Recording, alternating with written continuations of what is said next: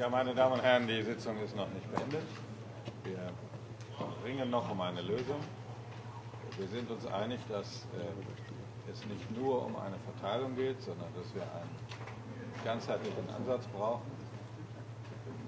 Zu diesem Ansatz gehört, dass wir die Schlepper bekämpfen. Dazu gehört, dass wir in den Hotspots in Griechenland und Italien, gegebenenfalls auch in Ungarn, eine vollständige Registrierung haben, dass wir dann eine Art Vorprüfung haben über diejenigen, die Schutz verdienen und die keinen Schutz verdienen, und danach es zu einer Verteilung kommen kann, als wie wir jetzt uns vorgenommen haben, freiwillige, aber solidarische Lösung, an der sich alle oder möglichst alle beteiligen sollen. Im Moment sieht das Ergebnis so aus, dass wir für das Resettlement, also für eine Neuansiedlung aus Konfliktgebieten, eine einvernehmliche Lösung haben.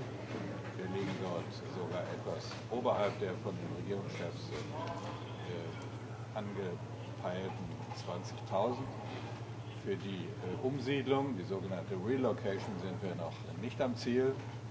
Einige Staaten wollen sich erst in den nächsten Tagen festlegen. Mit anderen Staaten werden wir sicher noch Gespräche führen. Für Deutschland kann ich sagen, dass für das Resettlement ich eine Zahl angeboten habe von 3.100 als Teil der 20.000 und für die Relocation, für die Umsiedlung eine Zahl von 9.000 bezogen auf die Gesamtzahl von 40.000. Bien, mesdames, messieurs, comme vous le savez, nous avons beaucoup travaillé ensemble, la France et l'Allemagne, pour essayer de faire en sorte que ce conseil JAI informel, mais aussi que les réunions à venir soient l'occasion d'un accord entre les différents pays de l'Union européenne sur à la fois la solidarité et la responsabilité. Il y a près de 140 000 migrants qui sont arrivés, notamment par la Grèce et par l'Italie depuis le début de l'année 2015. Pour des raisons qui tiennent au désordre et aux persécutions dont les populations sont victimes, avec la part d'horreur que l'on sait, et nous avons toujours estimé, la France et l'Allemagne, qu'il était de notre devoir de créer les conditions d'un accueil digne de ceux qui relèvent du statut de réfugiés et de le faire dans la solidarité. Une solidarité qui concernerait, c'est notre souhait, tous les pays de l'Union européenne. Cette solidarité implique aussi que nous soyons ensemble dans la responsabilité. Ça veut dire, comme l'a dit Thomas de Maizière à l'instant, que nous devons être extrêmement clairs sur un certain nombre d'aspects de l'approche globale que nous préconisons. D'abord, au moment du franchissement des frontières extérieures de l'Union européenne, il doit y avoir ces hotspots mis en place qui permettront de distinguer ceux qui relèvent du statut de réfugiés en Europe de ceux qui relèvent du statut de migrés irréguliers qui doivent être reconduits à la frontière. Il faut pour cela que ces hotspots fonctionnent, il faut pour cela que l'Union européenne en assure la maîtrise d'ouvrage et une grande partie du financement, il faut qu'il y ait un dispositif de retour qui soit organisé avec les pays de provenance, et des contacts sont en cours avec un certain nombre d'entre eux, le Niger mais d'autres également. Cette politique est donc une politique globale et sans les hotspots, sans le dispositif de retour, ce que nous faisons en matière de solidarité n'aura pas de soutenabilité. Pour ce qui concerne la solidarité, nous avons décidé, la France, l'Allemagne, d'autres pays également, de prendre notre part en acceptant les propositions de la Commission. Pour ce qui concerne la France, cela signifie 2375 personnes au titre du processus de réinstallation, 6752 personnes au titre du processus de relocalisation, ce qui correspond aux propositions initiales formulées par la Commission. Il n'y a pas de raison de ne pas accepter ces propositions et de ne pas être dans la solidarité, dès lors que par ailleurs, il y a, au titre de l'approche globale dont nous venons de parler, Thomas de Maizière et moi, les conditions de la responsabilité. Est-ce qu'on va arriver aux 40 000? Werden wir 40.000 erreichen? La réponse à cette question dépend de l'avancement des discussions. Ce que l'on peut vous dire, Thomas de Maizière vous l'a indiqué à l'instant, c'est que les discussions aujourd'hui ont avancé. Nous étions il y a de cela quelques jours avec des pays qui refusaient d'entrer dans ce processus de solidarité. Aujourd'hui, quelques pays disent qu'ils préciseront leurs chiffres dans les jours qui viennent, c'est-à-dire qu'ils acceptent de rentrer dans le processus, et nous sommes assez confiants sur le fait que, assez rapidement, nous aurons des chiffres stabilisés, et nous sommes assez confiants sur le fait que ces chiffres permettront d'aller le plus loin possible en ce qui concerne le processus de relocalisation, puisque pour la réinstallation, comme l'a indiqué le ministre allemand, nous sommes déjà au-delà du chiffre de 20 000 qui avait été proposé par la Commission. Darf ich dazu vielleicht sagen, dass der Tag noch nicht zu Ende ist. Der Auftrag lautet ja auch bis Ende Juli zu Ende zu sein. Das Luxemburger Vorsitzdland gibt sich aber große Mühe, doch heute noch zu einem Ergebnis zu kommen. Einige Länder sind über ihren bisherigen Ankündigungen und einige Länder sind unter ihren Möglichkeiten geblieben.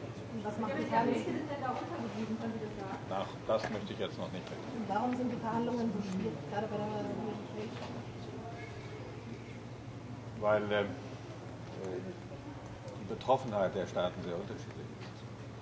Die Staaten, die in besonderer Weise Erstaufnahmestaaten sind, haben ein hohes Interesse an einer hohen Zahl und schnellen Verteilung. Die anderen Staaten, wie Frankreich und Deutschland, wollen, dass es in einem geordneten Verfahren geht, eine vollständige Registrierung erfolgt. Wir wollen auch vermeiden, dass es zu einer Sekundärmigration kommt, also dass jemand verteilt wird in ein Nachbarland Deutschlands und dann trotzdem in Deutschland landet. So, und einige Länder tun sich mit dem Konzept schwer insgesamt. Einige Länder fürchten, dass ein Sogeffekt durch das Prinzip der Relocation, der Umsiedlung stattfindet, aber es muss glasklar sein, das ist ein wichtiger Punkt, der Solidarität und Verantwortung verbindet.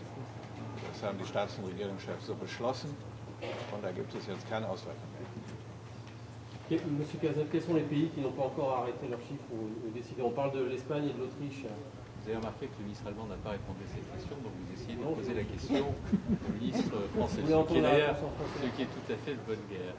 Nous ne répondons pas à cette question simplement parce que les discussions sont en cours et que peut-être qu'à la fin de la journée ou dans les jours qui viennent, ou à la fin du mois de juillet, puisque c'est la deadline, les choses seront arrêtées. Vous connaissez les pays qui aujourd'hui souhaitent préciser les chiffres, le faire en prenant le temps de s'organiser. En tous les cas, ce qui m'a frappé à l'occasion de la réunion d'aujourd'hui, par rapport aux réunions que nous avons déjà connues au cours des semaines précédentes, c'est que la plupart des pays, pour ne pas dire la quasi-totalité d'entre eux, sont dans l'idée de la solidarité, que cela s'est manifesté très fortement pour la réinstallation, pour la relocalisation, il y a des pays qui veulent préciser les dispositifs. Très bien, l'important c'est d'atteindre le résultat. Et sur la responsabilité, qui est la condition de la soutenabilité de la solidarité, nous constatons que sur les hotspots, le dispositif de reconduite à la frontière et le dispositif de lutte contre les filières de l'immigration irrégulière, les choses progressent très fortement. Nous sommes donc aujourd'hui, je crois, sur un chemin positif qui permet, autour de ces deux concepts que nous avions avancés, l'Allemagne et la France, solidarité et responsabilité, de nous diriger vers la solution. La France se donne combien de temps pour recevoir tous ces réfugiés? Le processus vaut pour 2 ans. Et comme vous le savez, nous discutons actuellement au Parlement d'un dispositif qui, sur l'asile, comme sur le séjour, permet de faire vivre l'équilibre européen, c'est-à-dire améliorer les conditions de ceux qui relèvent du statut de réfugié, ramener de 24 à 9 mois la durée du traitement des dossiers des demandeurs d'asile, créer des places supplémentaires en CADA.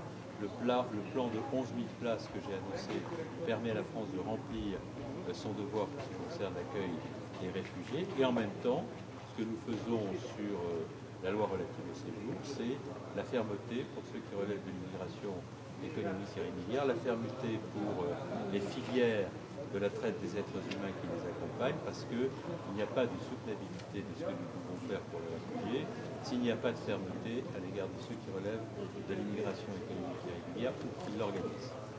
Est-ce que les Irakiens vont être considérés pour la relocation?